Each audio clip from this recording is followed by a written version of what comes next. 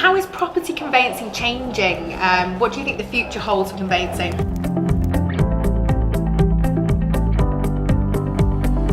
I'd like to say that in 10 years this will all be done electronically through the Land Registry. There will be no uncertainty about it anymore, no gazumping.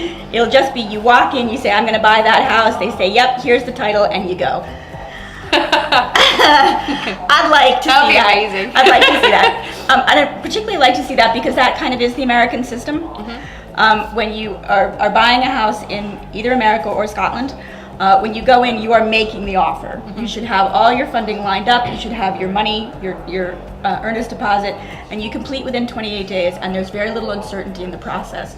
England doesn't have that yet, which is a real shame, because there's a huge amount of uncertainty and worriness about the process, with people backing out even on the day of exchange. Yeah. We've had that.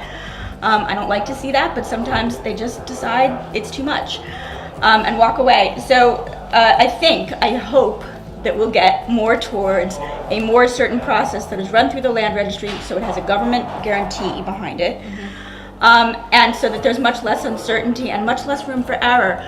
What we're seeing, unfortunately, now is that fraudsters have figured out that conveyancing has some chinks in it, and they're working their way into those chinks. And so everything that's in the press at the moment is about conveyancing fraud, people losing their money on the day of completion, the deposit being transferred to the wrong bank account.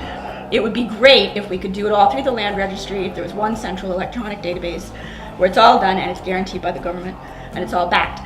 We're not there yet. The Land Registry says we'll be there within 15 years.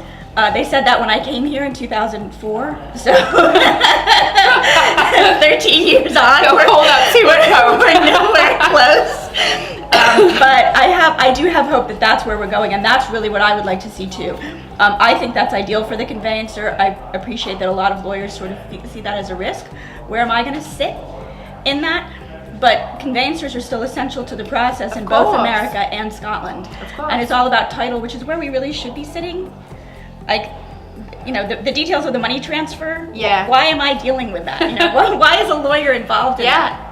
It's true. It's true. When you explain it like that, it's absolutely true, and it doesn't make sense how the system isn't already that way. There. Yeah, absolutely. And you know, I like you. I spent time in America researching last year with property and housing, and there's so much we can learn from their successes and also their failures too. Yep. But there is so much we can learn in transferable lessons from the United States, and I hope we take lead with some of their systemized ways of doing things too. I do too. Central databases. It's just crazy to me that in 2017 we don't have a centralized database for example, local authority searches.